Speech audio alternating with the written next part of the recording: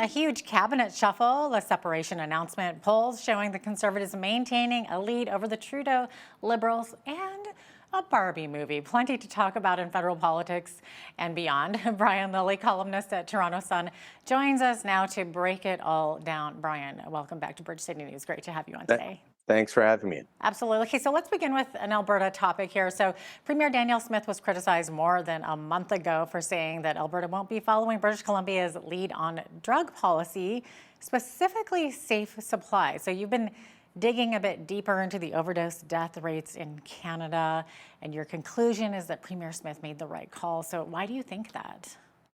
Well, so there's a big push here in Ontario to follow BC's lead. And so it was interesting for me to hear Premier Smith say, no, we're not doing that. And she took a lot of criticism. So I looked into the stats and I looked into where Alberta is, where Ontario is, where British Columbia. Those are the three biggest provinces for dealing with the opioid epidemic. They're harder hit than anywhere else.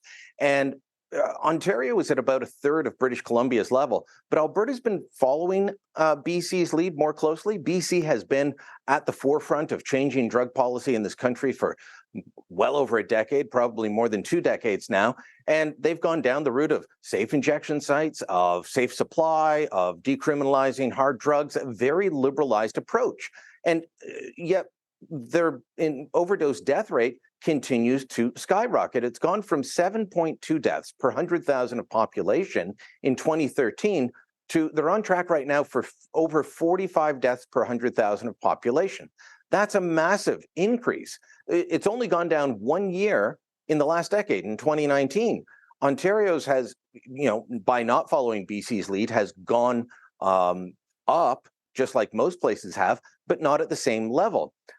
So Premier Smith was taking a lot of criticism, saying, well, your rates are up. Well, BC's rates are up as well.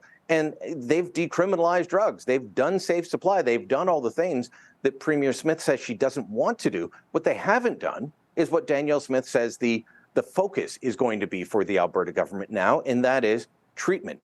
There's 4 pillars to federal and provincial drug strategy across this country. It's prevention of opioid use. It is enforcement via the law. It is treatment, and is harm reduction. And right now, all we've been doing for the last several years in most places is increasing harm reduction, taking it to an extreme level and forgetting all the rest. And British Columbia is an example of how deadly and mistaken that path can be. Oh, so interesting. It'll be interesting to see what actually comes out of this and if it actually works. Maybe Alberta will be the place to look to in the future. It'll be so interesting. Okay, so Brian, let's look more to Ottawa now. So the impact of Trudeau's big cabinet shuffle that happened almost 2 weeks ago continues to be felt, and it's not all good for the Prime Minister. Some even suggesting it played a role in his family troubles. So do you buy that? No, I don't. There's talk that Sophie Gregoire Trudeau was unhappy that her husband wanted to run again, but he's made that clear for some time now. He said that in speeches. I think that if someone other than Pierre Poilievre had won the Conservative leadership just about a year ago, that Justin Trudeau may have walked away and said, well, you know what, I've had a good run. But he got a spring in his step once Poilievre won, and he clearly wants to do battle with him. So I think that him wanting to stay on in politics may have played a role in this, along with many factors. As anyone that's ever been through this or watched close loved ones go through this, there's always more than one factor. But I don't believe that his cabinet shuffle and his recent discussion of staying on in politics played a role in it. Quite frankly, unless there's something untowards in terms of government policies, for the most part, none of our business, which is how most of us should do it. But as we can discuss in a moment, Justin Trudeau likes to make things our business. Yeah. Now, and interestingly enough, when Trudeau announced he was separated from his wife, he did it on Instagram and then asked for privacy for his family, especially his kids. And then days later, he was posting to social media about going to the Barbie movie with his oldest son. So isn't it odd to ask for privacy and then seek publicity? I feel like this is Harry and Meghan all over again. Oh, it's got huge overtones of Harry and Meghan. Give us our privacy, but please buy our book and listen to our podcast, watch our documentary, and look at all the photos of us. But please give us our privacy. I was away on vacation last week. I wrote one column, and that was on Trudeau separation. And I did say, look, we should judge the man based on his policies, not his family issues. And yes, leave the unelected ones out of it. Leave his wife and kids out of this. It's a personal matter. And then he turns around and says, oh, yeah, about that privacy. Here we are going to the Barbie movie. I don't like some of the reaction that people had to that. Father and son can go to a movie, whatever movie they want to go to. But it was really odd. But Justin Trudeau, it's my view that he wants to keep his personal life up front. Because one, he knows that when some conservatives are overly aggressive and attacking him on it, he gets sympathy from the voters that he needs to win again. So he leans into these things, and he loves to keep the focus on him, especially right now, rather than his policies, because, they're saying, well, inflation's down, sure, but food inflation is still through the roof. Mortgage rate inflation is still through the roof. You've got problems of housing affordability straight across the country. You've got all kinds of problems, rising crime rates, all of these things. He doesn't want to talk about those. He'd rather talk about his personal life because that helps him politically. Mm-hmm. Yeah. Speaking of which, how do you think this will all play out politically for him? Will this hurt him? Will it help him? Will it not impact him at all? What do you think? I'm not really sure. One of my colleagues, Warren Kinsella, who no fan of Justin Trudeau, but has great experience running liberal war rooms over the years, he has a view that says, it helped his father in 1980 when they ran him as a single dad, got a lot of sympathy. But 1980 and 2023 are very different. In 1980, the hit movie the year before had been Kramer versus Kramer, the first big movie about divorce, and it was heart-wrenching, and people were finally talking about divorce. Well, now, it's not that it wasn't common before, but it's not only common, it's much more accepted. It's kind of blasé. So are people going to be excited one way or another? Well, people that love him or people that hate him. Yeah, the rest of us in the middle, I'm not sure. I'm not sure that it's going to play a role politically, but expect, as I said, to see him use it. He will use his family life. He will use his kids. He will use everything. Lots of politicians do. This is not just Justin Trudeau, but he loves portraying his personal life and wearing it on his sleeve. Part of why it helped his dad was seen as a cold, aloof academic, an intelligentsia who had nothing in common with the everyday Canadian. And him getting a divorce and being a single dad made people say, oh, he's a little bit more like us. For sure. Well, Justin Trudeau's always tried to play that I'm just like you, even though he's not. So I'm not sure how much more of that vote he can get. Oh, so interesting.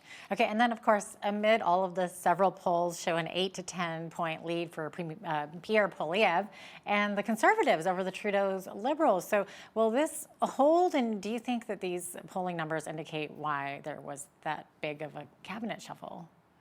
I think they definitely played a role in the cabinet shuffle because it's been a trend for a while now that the Conservatives have been out in front. A couple of months ago, if you'd asked me about the polls, I would have said, well, if we were having an election today, we'd end up with the same result that we have now. If we were having an election now, I think we definitely have a Conservative government. Would it be a minority, a strong minority, a majority? We couldn't say, probably a minority, but a very strong one. But will it hold? Well, polls go up and down. People are fickle. And maybe the Trudeau separation in his personal life does give him a boost. But will that last? If he does get a boost from his personal troubles, are voters going to say, well, I'd vote for him because I feel sorry for him, or, I can relate. But then they're going to look at their grocery bill at a certain point, or they're going to renew their mortgage, and they go, oh my goodness, I don't feel that sorry for you. I don't feel that much empathy for you. I'm still upset about the cost of food. I'm still upset about inflation or the rising crime rates in my neighborhood. And at that point, they start blaming the government again, especially a government of this age.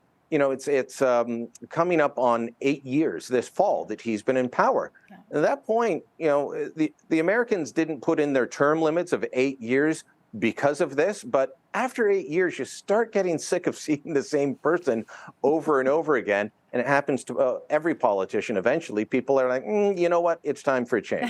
Shelf life expired, right? Yes. Okay, so the Conservatives have a new ad campaign, and it looks like they're looking to capitalize on what appears to be an appetite for change. Speaking of change there. So what can you tell us about their new campaign? They are launching it now, and it's going to be in on TV. It's going to be in print. It's going to be on digital. I'm not sure about radio. They're spending about $3 million over the next few months to try and introduce Canadians to Pierre Poilievre. Smart move ahead of the House of Commons coming back. You know, he had all of last year's session to introduce himself. But, you know, do Canadians really know him? Well, if you're a regular political watcher, you definitely do. And you probably have an opinion one way or another. But there's a lot more Canadians who vote than those who just watch politics or news channels all the time. So he wants to reach those people. And what's amazing to me, Jeanette, is that the Liberals haven't done this to him already. You know, I thought that the Liberals would have had attack ads ready to go last September.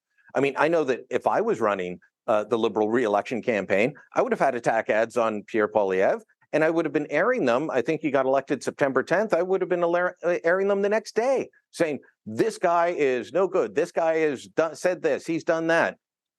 The Conservatives did that effectively to two Liberal leaders in a row, Stéphane Dion and Michael Ignatieff. It worked very effectively because before they could introduce themselves to Canadians, the Conservatives had already said, here's why you should never vote for this guy. And it stuck. I'm shocked the Liberals didn't do that. Poilievre had a good session in the House of Commons. He's got a new look, you know, taking off his eyeglasses, wearing more casual wear. People can see that he's pretty jacked up. He works out. That's not a new thing, despite what Liberals are now saying. Poilievre and I used to share the same, we'd see each other at the gym in Ottawa. We were both living in the South End.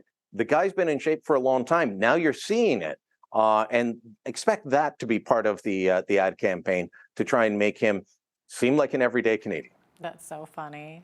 I'm having flashbacks of the guy in New York there with the TikTok videos of him pumping iron at his desk. I don't think that'll be Pierre Poilievre.